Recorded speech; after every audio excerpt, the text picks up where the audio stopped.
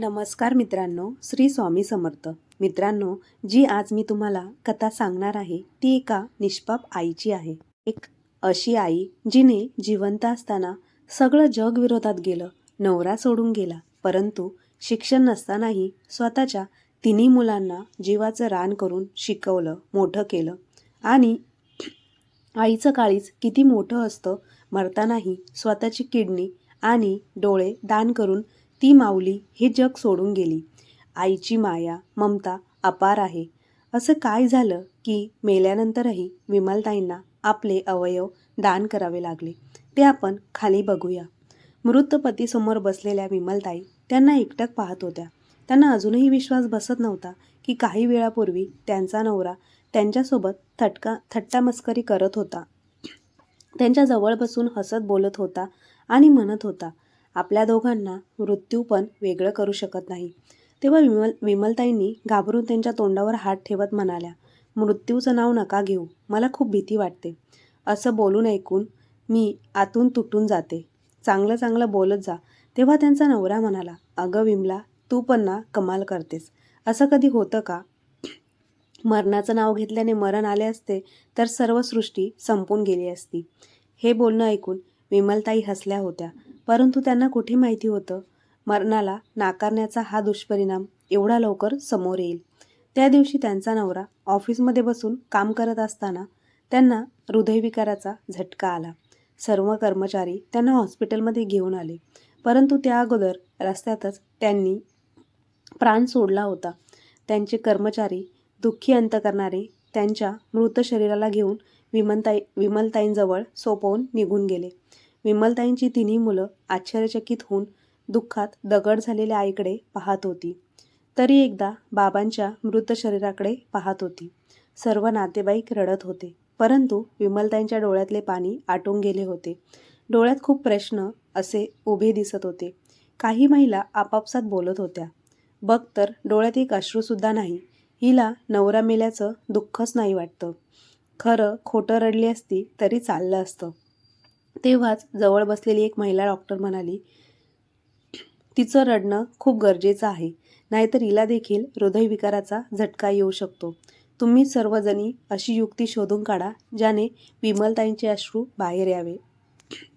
त्यांचा 7 वर्षाचा मुलगा स्वप्नील त्याच्या आईला मिठी मारत म्हणाला, आई बघ ना, बाबा उठत का नाहीत? आपल्या घरात एवढे लोक का जमा झाले आहेत? सर्वजण रडत आहेत. आई, तू का काही बोलत नाहीयेस? एवढं बोलून स्वप्नील विमलताईंच्या मांडीवर बसून रडत होता. मधला मुलगा 9 वर्षाचा होता आणि मोठा मुलगा 11 वर्षाचा.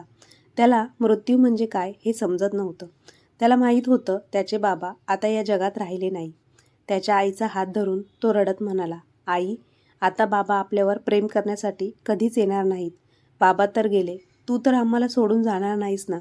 एवढं बोलून तो पण आपल्या आईला बिलगला. मुलाच्या रडण्याच्या आवाजाने जवळपासच्या सर्व लोकांच्या डोळ्यात अश्रू दाटून आले. एकाएकी विमलताईंना शुद्ध आली. तेव्हा तिने आजूबाजूच्या लोकांकडे पाहिले आणि तिच्या मिठीत असलेल्या तिन्ही मुलांच्या रडण्याचा आवाज ऐकला. तेव्हा जोरात ती ओरडली.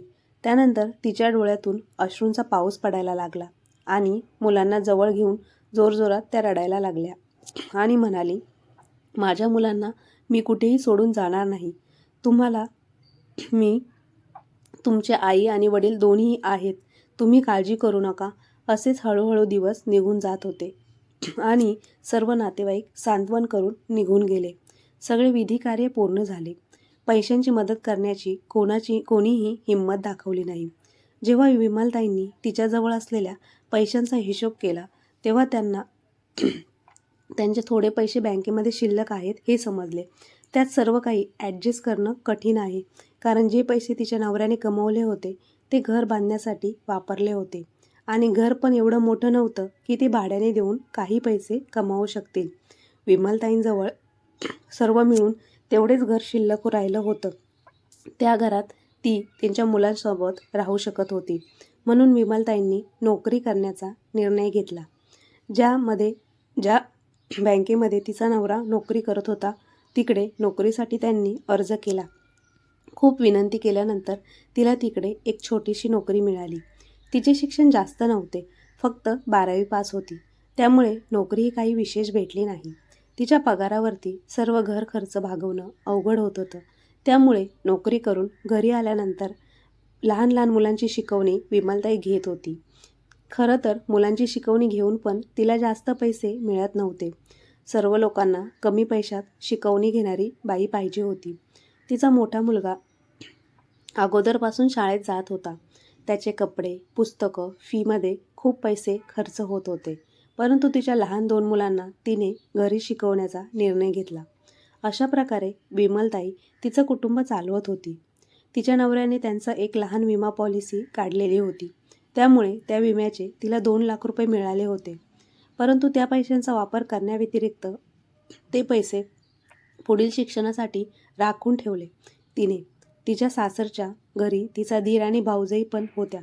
त्यांना पैशांची काहीच कमतरता नव्हती. परंतु कोणत्याही नातेवाईकाने येऊन तिला पैशांची मदत केलीच नाही.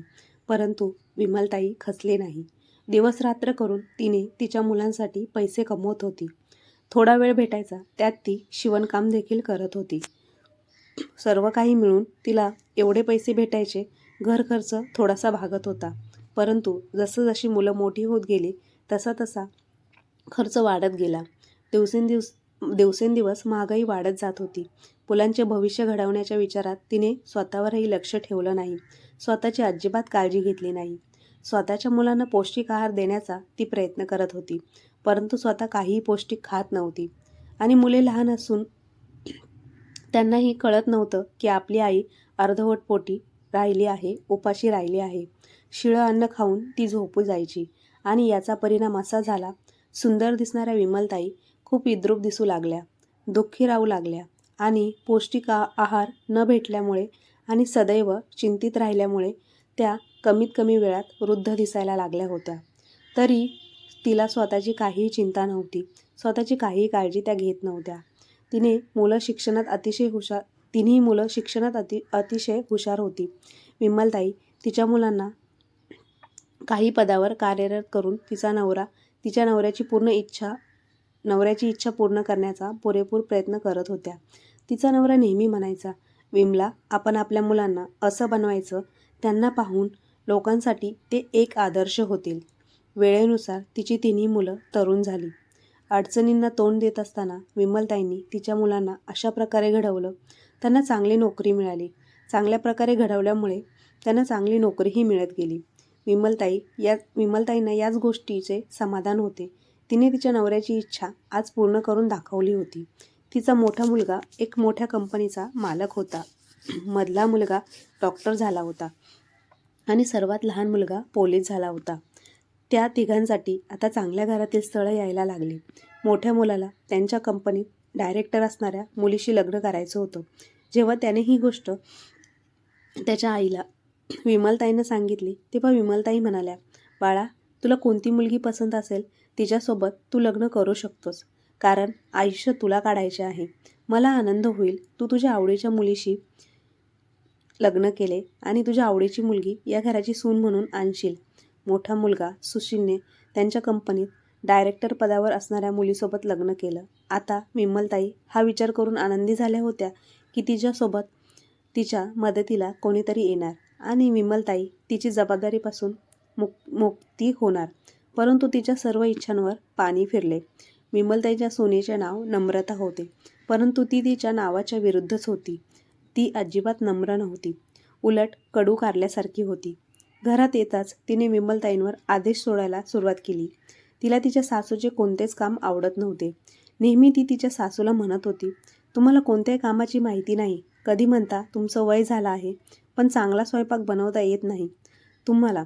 आमच्या घरात नोकरसुद्धा तुमच्यापेक्षा चांगला स्वयंपाक बनवतात. आई लोक बोटच चाटत राहतात. दररोज अशा प्रकारे टोमणे ऐकून विमलताई तिच्या सुनेला म्हणाली, मुली, जर तुला माझ्या हातचे जेवण आवडत नसेल तर तुला एक चांगला स्वयंपाक करणारा नोकर ठेव. तुला स्वयंपाकाबद्दल काहीच तक्रार राहणार नाही. मग एवढं ऐकून सून नम्रता जोरात ओरडली, काय अर्थ आहे तुमच्या बोलण्याचा? चांगला स्वयंपाक करणारा नोकर ठेवायचा. जर तुम्हाला स्वयंपाक बनवता येत नाही तर कमीत कमी प्रयत्न तरी करू शकता ना? मलाच ऐकवत आहात.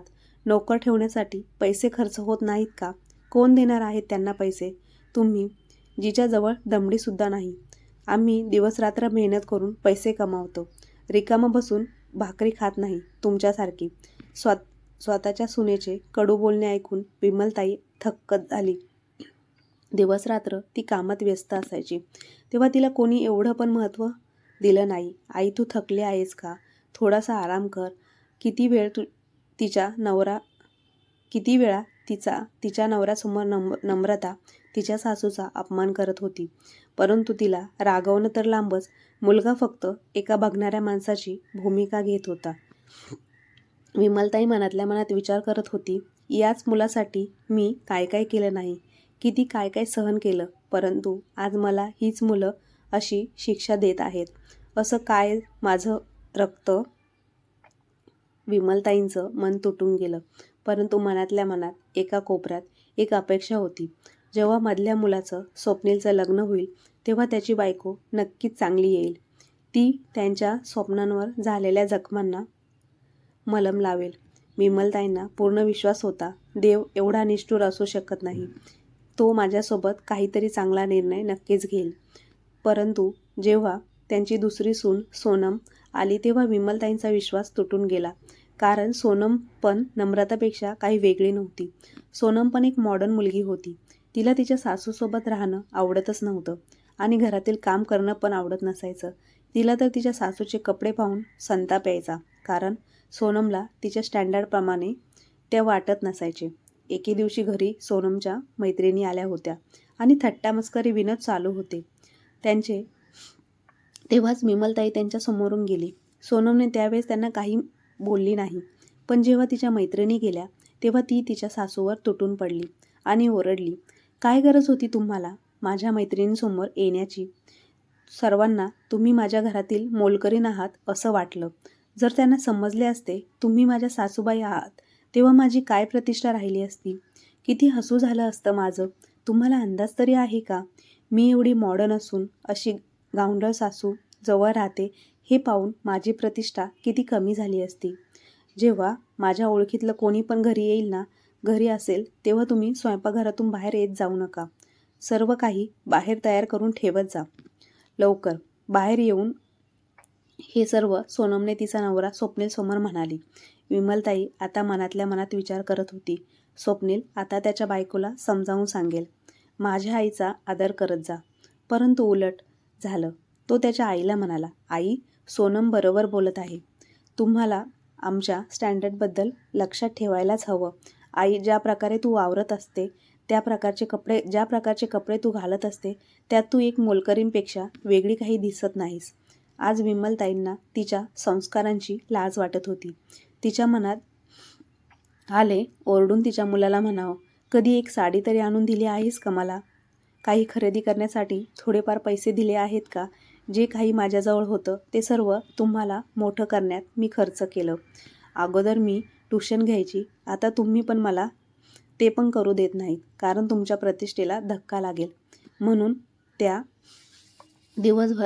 दिवसभर मी काम करते तेव्हा पण तुमच्या डोळ्यात सलत असतं आणि काम केलं नाही त्यात पण तुझ्या बायकोला त्रास होईल. हे घर माझ्या नावावर आहे, त्यात तुम्ही तिघांनी 3 मजले चढवले, परंतु तरी मला राहण्यासाठी एक रूमसुद्धा दिली नाही. माझी खॉट अंगणात ठेवली. तुम्ही कोणाला या गोष्टीची जाणीव तरी आहे का? थंडीच्या दिवसात माझी काय अवस्था होत असेल?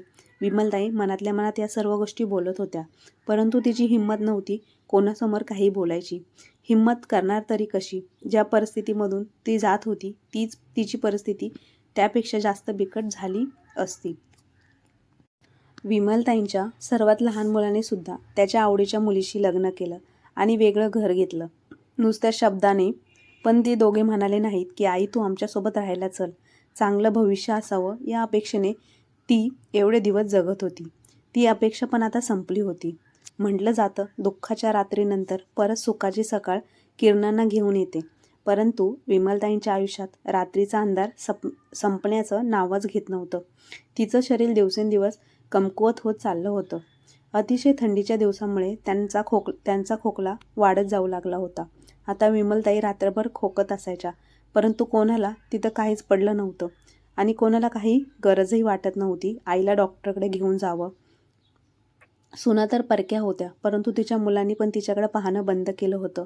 विमलताई हा विचार करून त्रस्त होती. पुरुष तर निर्दयी असतात, परंतु एक स्त्री दुसऱ्या स्त्रीला एवढी कशी निर्दयी असू शकते, त्या विचार करत होत्या. वेळेचं चक्र फिरत होतं. समाजात वेगवेगळे बदल होत आहेत. जुन्या पद्धती, जुन्या परंपरा बदलल्या जात आहेत. त्यांची जागा मॉडर्न विचाराने घेतली आहे. कौटुंबिक नातं आणि नैतिकता जसं मुलांसाठी काही महत्त्वाचं राहिलेलं नाही. जनरेशन व्हायरस अशा प्रकारे पसरला आहे. त्यामुळे आईवडील आणि मुलगा अशा नात्यामध्ये क्रेक पडत चालली आहे. अशा अवस्थेत घरातील वृद्ध माणसं कुठे जाणार, का अशा प्रकारे मरत राहतील. ते आता विमलताईंची अवस्था अशी झाली होती. आता जगण्याची इच्छाच राहिली नव्हती. दोन्ही मुलं सुशील आणि स्वप्नीलने त्यांचं घर चांगलं सजवलं होतं. पैशांची त्यांना काहीच कमतरता नव्हती, परंतु स्वतःच्या आईसाठी एक पैसा खर्च करणं त्यांना योग्य वाटत नव्हतं. परंतु म्हणतात ना, देवाच्या घरी उशीर आहे परंतु अंधार नाही, आणि जो जसं पेरतो तसंच उगवतो. त्या दोन्ही मुलांना त्यांचं अपत्य झालं नाही, हेच एक दुःख स्वप्नील आणि त्या दुसऱ्या मुलाला खात होतं. त्यांचा वारीस, त्यांचं बाळ त्यांना होत नव्हतं. खूप ट्रीटमेंट घेतल्या, पूजापाठ केलं, पाण्याप्रमाणे पैसे खर्च केल्या, परंतु जे काम सर्वात जास्त गरजेचं होतं तेच त्यांनी केलं नाही. कोणाच्या लक्षात आलं नाही, ती आई जिला दिवस रात्र तिरस्कार नजरेने पाहिलं, तिचा आशीर्वाद असणं आवश्यक आहे. त्यात सुशीलची बायको नम्रता आजारी पडली. सर्व तपासण्या केल्यानंतर समजलं तिच्या दोन्ही किडन्या निकामी झाल्या आहेत. डॉक्टरांनी लवकरात लवकर किडनी ट्रान्सफर करण्याची व्यवस्था करायला सांगितली, नाहीतर तिच्या आयुष्यात काहीही होऊ शकतं. संपूर्ण घरात शांतता पसरली होती. पण असं कोण होतं जो किडनी देऊ शकत होता? सर्वांना स्वतःची काळजी पडली होती. नशिबाचा खेळ बघा. ज्या सुनेने विमलताईंना अतिशय दुःख दिलं होतं, त्या सुनेसाठी बिचारी विमलताई तिची किडनी देण्यासाठी तयार झाली. ती आयुष्यभर त्यागाची आहुती देत होती, कारण सर्वांना आनंदात पाहू शकेल ती. परंतु कोणी तिची किंमत ओळखली नाही. मुलगा आणि सून तिला काहीच मानसन्मान देत नव्हते, आणि नशिबाने सुद्धा तिला साथ दिली नाही. विमलताईंच्या निर्णयावर तिची शेजारी बेडवर पडलेल्या विमलताईंजवळ आली, तेव्हा विमलताईंची सून नम्रता तिथेच होती. म्हणून ती नम्रताला म्हणाली, तुझी सासू किती चांगली आहे.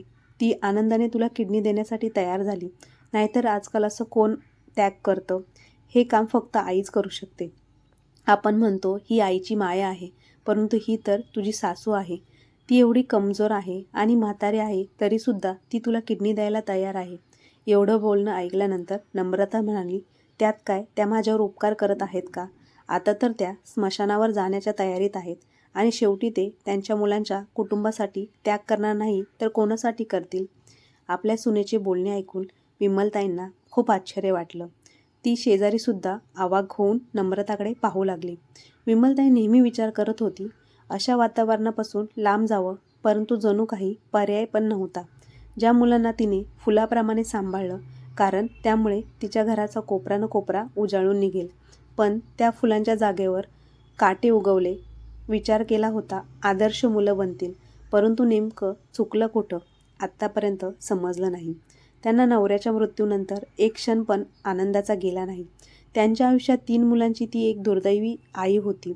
याला पण एक भाग्याचा खेळ समजला जाईल. 2 नंबरचा मुलगा, त्याचा मधुमेह एवढा वाढला, त्यामुळे त्याच्या डोळ्यांची दृष्टी गेली. पेपरमध्ये बातमी दिली, जो कोणी डोळ्यांची सोय करेल त्याला चांगली रक्कम दिली जाईल. परंतु बँकेमध्ये डोळे नव्हते. स्वप्नील आणि त्याची बायको सोनम दोघे काळजी करून थकले होते. एक दिवस पंडितजींनी विचारलं, तेव्हा ते म्हणाले, तुम्ही सर्वांनी कोणाचं तरी वाईट प्रकारे मन दुखवलं आहे, कोणाचं तरी शिव्या शाप घेतला आहे. या घरावर वीज पडल्याप्रमाणे पडला आहे. एवढ्या घटना घडल्या तरी कोणाचे डोळे उघडले नाहीत. तेव्हा विमलताईंबद्दल कोणाच्या मनात दया आली नाही. ती जेवढी दुसऱ्यांच्या मनात प्रेम निर्माण करण्याचा प्रयत्न करीत होती, तेवढे ती सर्वांपासून लांब जात होती. माहिती नाही का, तिच्या पवित्र प्रेमाला तिचा मुलगा आणि सून का पाहू शकले नाहीत? स्वतःच्या मुलाला आणि सुनेला अशी मानसिकता मधून जाताना विमलताईंना सहन झालं नाही. तिच्यासमोर तिची एक सून किडनीच्या आजाराने मरणासोबत खेळत होती, आणि दुसरा मुलगा त्याच्या डोळ्याची दृष्टी गमावून बसला होता. ही सर्व गोष्ट लक्षात आल्यावर विमलताईने एक निर्णय घेतला. ती तिची एक किडनी तिच्या सुनेला दान करेल आणि एक डोळा तिच्या मुलाला दान करेल. परंतु 2 डोळे दान करण्याबद्दल डॉक्टर म्हणाले, एक जिवंत माणूस त्याचे 2 डोळे दान करू शकत नाही. आणि किडनी दान करताना चेक केलं तेव्हा समजलं विमलताईंना एकच किडनी होती, त्यामुळे ती किडनी दान करू शकत नव्हत्या. डॉक्टर म्हणाले, आई तुम्हाला एकच किडनी आहे, ती काढल्यामुळे तुमचा मृत्यू होऊ शकतो. आणि आम्हा डॉक्टरांचे काम जीवन वाचवणं आहे, जीवन घेणं नाही. जिवंत व्यक्ती डोळे पण दान करू शकत नाही असे समजल्यावर विमलताई नाराज झाल्या. जगण्याबद्दल त्यांची अपेक्षा अगोदरच संपली होती, कारण जशा प्रकारे ती जगत होती त्यापेक्षा मृत्यू आलेला चांगलं असं त्यांना वाटायचं. हा विचार करून एक युक्ती त्यांना सुचली. आत्तापर्यंत विमलताई आहुती देत आल्या होत्या, परंतु आता कोणाला तिची किंमत समजली नव्हती. आत्तापर्यंत कुणाला तिच्या त्यागाचा भाससुद्धा झाला नाही. तिच्या कुटुंबातील सदस्यांमधील कोणी तिला सन्मान आणि मान देऊ शकले नाही. असं जगून तरी काय फायदा, म्हणून त्यांनी एक निर्णय घेतला. परंतु या निर्णयाला दिशा दाखवण्यासाठी तिने एक पत्र लिहिलं. एक पत्र लिहून झाल्यावर तिने जवळ पडलेल्या झोपेच्या गोळ्यांच्या बाटलीकडे नजर फिरवली. दुसऱ्या दिवशी विमलताई तिच्या बेडवरून उठलीच नाही. तेव्हा घरातील सर्व लोक चिंतेत पडले होते. नेहमीच सर्वात अगोदर उठणारी आपली आई आज का उठली नाही? जेव्हा तिचा मोठा मुलगा सुशीलने तिला हलवण्याचा प्रयत्न केला तेव्हा त्याच्या आश्चर्याला सीमाच उरली नाही. त्याच्या पायाखालची जमीनच सरकली होती, कारण त्याची आई कायमस्वरूपी सगळ्यांना सोडून निघून गेली होती. कायमस्वरूपी झोपी गेली होती. देवाघरी ती निघून गेली होती. जवळ ठेवलेल्या पत्रावर त्यांचं लक्ष गेलं. सुशीलने ते पत्र पाहिलं. त्यात लिहिलं होतं. ते वाचून तो जागेवर स्तब्ध झाला. खाली बसला. पत्रात लिहिलं होतं, माझ्या प्रिय मुलांनो, तुमच्यासाठी मी आयुष्यभर त्याग करत होते, परंतु तुमच्यातील कोणालाच त्याची जाणीव झाली नाही. किती वेळा मी त्याग आणि माझ्या इच्छांना आहुती दिली. खरंच विचार केला तर मी माझ्या आयुष्यात जेवढ्या इच्छांची आहुती दिली त्यात माझी एक इच्छा होती, मी पुन्हा सर्वांना आनंदात ठेवू शकेल. परंतु हे माझ्या नशिबाला मान्य नव्हते. मी यापुढे अयशस्वी ठरले. तुमच्या मनात माझ्याबद्दल थोडीही भावना निर्माण करू शकले नाही. माझ्याबद्दल थोडीही प्रेम निर्माण करू शकले नाही. तर माझ्याजवळ काही शिल्लक राहिले नव्हते. त्यामुळे मी कशाची आहुती देणार होती? त्यामुळे विचार केला, काय करावं?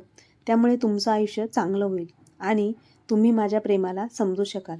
त्यामुळे आज मी शेवटचा त्याग करत आहे. हाच माझा शेवटचा त्याग असेल आणि तेव्हाच माझ्या आत्म्याला शांती मिळेल आणि तुम्हा लोकांना माझा त्याग आणि आहुतीची थोडीफार का होईना जाणीव होईल. तर नक्कीच तुम्हाला मोठं करत असताना माझी झोळी रिकामी झाली होती. आता माझ्याजवळ काहीच शिल्लक नाही. हो, फक्त आता जीव राहिला आहे. त्याचा त्याग करून या जगाचा निरोप घेत आहे. आयुष्यभर माझं मन प्रेमासाठी त्रस्त होतं. स्वतःच्या मुलाच्या प्रेमासाठी तडफडत होतं. परंतु आता मी थकले. माझा आत्मा नेहमीसाठी तुम्हाला आणि या शरीराला सोडून जात आहे. मला वाटत आहे माझी किडनी माझ्या सुनेला नम्रताला देण्यात यावी. ती तिचं आयुष्य आनंदाने घालवू शकेल आणि माझे दोन्ही डोळे माझा गोड मुलगा स्वप्नेला देण्यात यावे. त्यामुळे तो जगण्याचा आनंद घेऊ शकेल. मी खूप प्रयत्न केला, परंतु माझ्या जिवंतपणे डॉक्टरांनी माझी किडनी नम्रताला देण्यास नकार दिला आणि डोळे पण माझ्या मुलाला मी देऊ शकले नाही, कारण डॉक्टर विरोध करत होते. त्यामुळे मी हा निर्णय घेतला आहे. कायमस्वरूपी या जगाला सोडून निघून जात आहे. माझ्या निर्णयाची जबाबदारी मी स्वतः घेत आहे. देव तुम्हा सर्वांना आनंदात ठेव. पत्र वाचत असताना सुशीलच्या डोळ्यात अश्रू आले. पत्र वाचून झाल्यावर त्याच्या लक्षात आलं त्याच्या हातून किती मोठा गुन्हा झाला आहे. त्याने आयुष्यभर त्यांचा कधीही आदर केला नाही. त्याच आईने सुनेचा आणि मुलाचा जीव वाचवण्यासाठी स्वतःच्या जीवाचा त्याग केला होता. आज एक प्रेमळ आईने तिच्या प्राणाची आहुती दिली होती. आज सुशील पश्चाताप करत ढसाढस रडत होता, परंतु या पश्चातापासाठी आता खूपच उशीर झाला होता. मित्रांनो, आईवडील आपल्या आयुष्यात किती मौल्यवान असतात हे काही वेगळं सांगण्याची गरज नाही. प्रत्येक सुवासिनीने हा सुद्धा विचार करायला हवा की आपण जेव्हा लग्न करून नवऱ्याच्या घरी येतो तेव्हा आपण आपल्या सासू सासऱ्यांना आपल्या आई बाबांसमान मानतो. हे मानणे आणि तशी कृती करणे हे सर्वात महत्त्वाचं आहे. आपले आई बाबा सासू सासरे जोपर्यंत आहेत तोपर्यंत त्यांची सेवा करा, कारण ते सतत आयुष्यभर आपल्यासाठी झटत असतात, आपलाच विचार करत असतात. पण हीच गोष्ट आपल्या लक्षात येत नाही लवकर. म्हणून शक्य होईल तेवढे त्यांचा आशीर्वाद मिळवून घ्या, याचा सर्वोत्तम प्रयत्न करत राहा. त्यामुळे तुम्हाला काय वाटते कमेंट बॉक्समध्ये नक्की कळवा. आणि आजची कथा आवडली असल्यास आपल्या चॅनलला लाईक शेअर सबस्क्राईब नक्की करा. धन्यवाद.